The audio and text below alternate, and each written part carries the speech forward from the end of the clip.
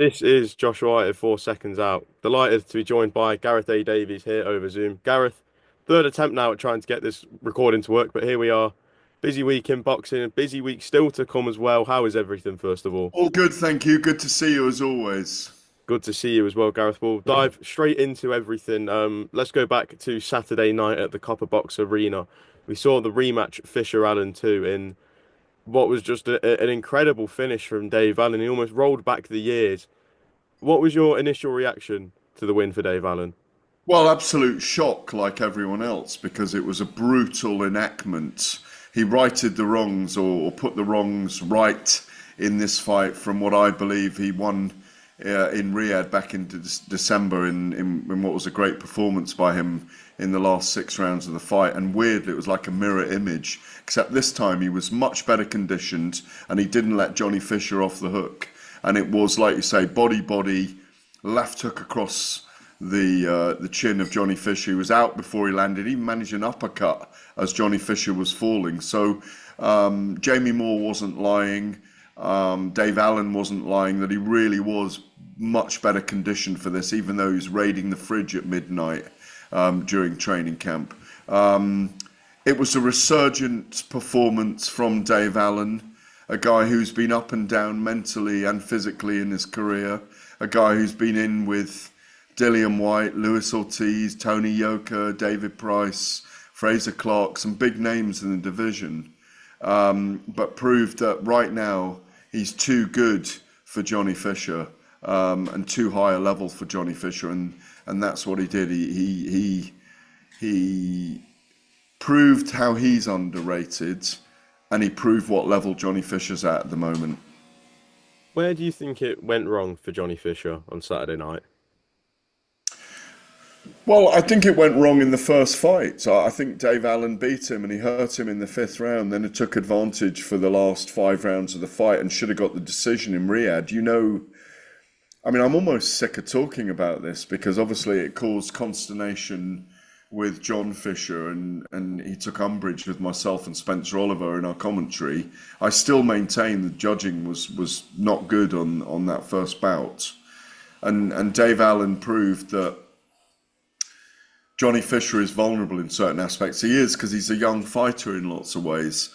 Where did it go wrong for Johnny Fischer in this one? He was too tentative early on. I gave him the first 4 rounds, but that kind of belied the game. It belied the matchup in lots of ways because Dave Allen was walking him down and waiting patiently to get on the inside and land those big tree trunk punches that he throws.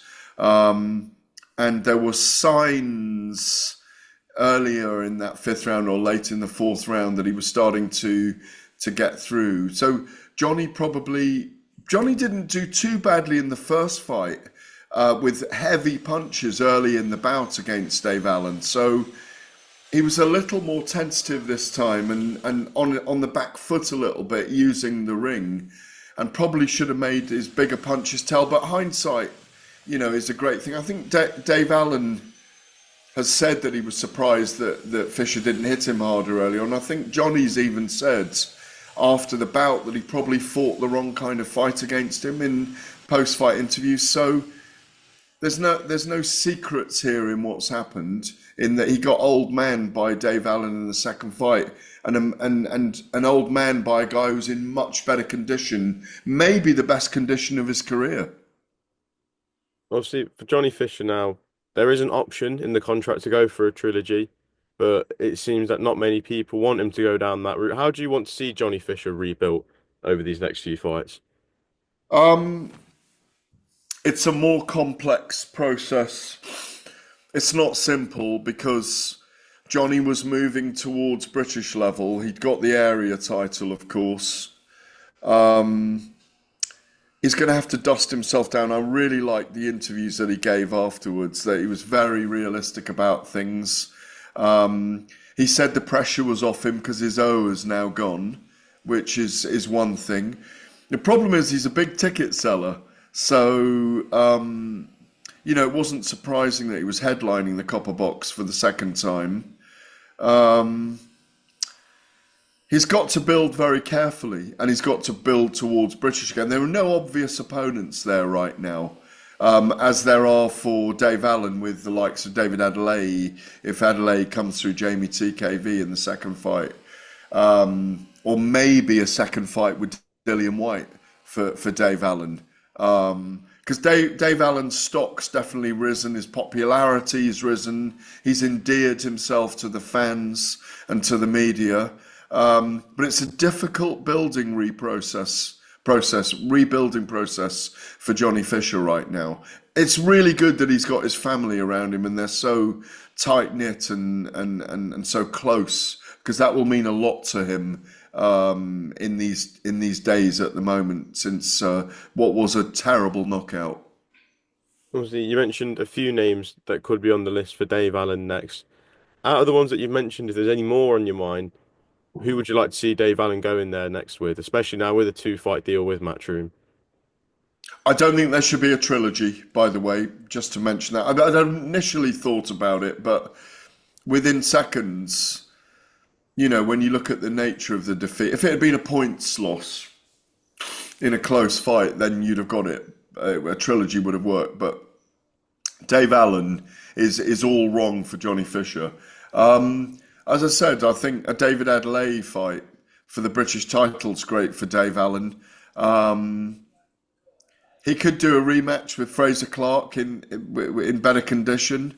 And as I say, if they want to make a big fight and Dillian Whyte can do it, a Dillian Whyte rematch, because Dillian's not getting any younger, and Dave Allen would, that kind of Dave Allen in that kind of form, in that kind of condition, could give him problems. We'll see. We know Dillian's back on June 7th. If Dillian comes through with flying colours and looks good, do you think we could see a Dave Allen rematch before the end You of the know year? what? I'd missed that. Who is he fighting on June the I 7th? don't believe we know an opponent yet. I've not heard anything about an opponent. Which card is that on? The Wardley Hooney card at Portman Road. Oh, has that just been announced then? I think it was announced last week on the Okay, I at the missed press it. conference. But yeah, so do you think that's a rematch that could be made later on in the year? Hopefully see it before 20 Christmas. Absolutely. Absolutely. Who would you make a favourite going into that? Dillian just. But do you think it's a lot closer than the first fight? Yeah, absolutely. A conditioned Dave Allen who's being paid right. Absolutely, it's a good fight. Just looking at some of the other news on Saturday night as well, we also saw the announcement of a fight that I think many people were caught surprised by when we first saw the reports about it. Jack Catterall will take on Harlem Eubank up at welterweight now. Do you believe this is a more dangerous fight for Jack Catterall than people think? Absolutely. Harlem Eubank's grown level by level, rungs of the ladder. The timing's right. He's got Eubank Senior in the corner with him and managing him. His boxing skills are clearly there. Jack Catterall is I think welterweight is a good 10 stone 7's a good division for both of them. And as I say, I'm going to speak overarchingly about the division. Obviously, we'll speak about it in a minute. But Josh Taylor and Echo Esserman this weekend headlining the Hydro in Glasgow, the SSE Hydro. Everyone's moving to welterweight. Tio Lopez is talking about moving to welterweight. Conor Ben's there. Ryan Garcia, Devin Haney. Obviously, Boots Ennis with 2 of the belts. It's a really, really strong division. And for me, and I've said this to a few other people, Josh, in the next year, the welterweight division is going to be the division to be in, unless you're a heavyweight. For Jack Catterall, a defeat here, do you feel this is kind of like a last chance type of fight? If he is to come up short against Harlem, it could be a long road back. I mean, it could be, but it was a narrow defeat to Arnold Barboza. I just think that there's lots of riches in the division, so you can match him against many, many people. All those names I just mentioned are in the welterweight division right now. They're all big fights. I think it's more the case that he being at welterweight and Josh Taylor moving to welterweight, there's a potential trilogy fight there between those two. But there's lots of good matchups in the welterweight divisions for these guys if they win. If they lose, there's also good matchups there. Is it a hard road back? I think it's a hard road back for any of these guys at this level. You know, the names of Taylor and Catterall. If they lose now, I think Josh Taylor, if he loses now, it probably is the end of the road. I've got him winning narrowly on points on Saturday night, but it wouldn't surprise me if he hasn't got a lot left. Jack Catterall's probably got a bit more left in the locker, but we shall see. They're all testing fights for them at the moment. But Harlem, how big is a win over Catterall for him? How far could he go if he can beat Jack Catterall? Oh, it's a major victory for him. I mean, if we thought Tyrone McKenna was a great victory from in Brighton last time out, a victory over Jack Catterall's enormous. It puts him at world level. We know how good Jack is. We know that Jack, even though he didn't get the judge's decision, we know that he beat Josh when Josh was at his very best as an undisputed 140-pound fighter. So, no, it's a massive scalp for him. Do you feel this is the right time for Haaland to step up? Because a jump from McKenna to Catterall, that is a sizable jump. Perfect time. They've managed his career very, very well. As I say, there were signs against Tyrone McKenna that Eubank is so confident in his abilities right now. And what is he, 29? I think Something so. like 29, 30. Perfect time to move up and give your body an extra £7. He's not weight draining it for any longer. And also, you know, he's got the name Eubank. So and it's been talked about before, a Conor Benn fight is there for him at some point potentially as well. You know, so another Eubank versus a Benn, because who knows what's going to happen with Conor Benn and Chris Eubank Jr. That second fight may not come off, and there's a ready replacement there in Harlem Eubank. If I could get an early doors prediction from yourself for how that fight goes on July 5th, who would you side with at the moment? I'd go Catterall points. I think it'd be a narrow one though. Yeah, Okay. yeah, it's going to be a close fight. It's going to be a very close, but it wouldn't surprise me at all if Harlem won on points. But Catterall's a difficult guy to fight. He makes fights very close. I said to you before, big shell, doesn't overcomplicate his style, and if a very difficult guy turns up who gets going early in the fight, he's a very hard man to beat. And just quickly crossing over this weekend as well, we do see Josh Taylor back in the ring, up at welterweight as well. How tough is this fight with Echo Esserman? Because Josh has said to me that this is a lot tougher than what the media are portraying it to be. Do you see it the same way as Josh Taylor? It's a much tougher fight than what we all think. They know each other well from their British amateur days in Sheffield. I mean, obviously, that's a long time ago, but Echo Esserman is a real physical specimen. He's called the Machine for a reason. Very strong, natural welterweight. Josh is moving up for the first time to welterweight.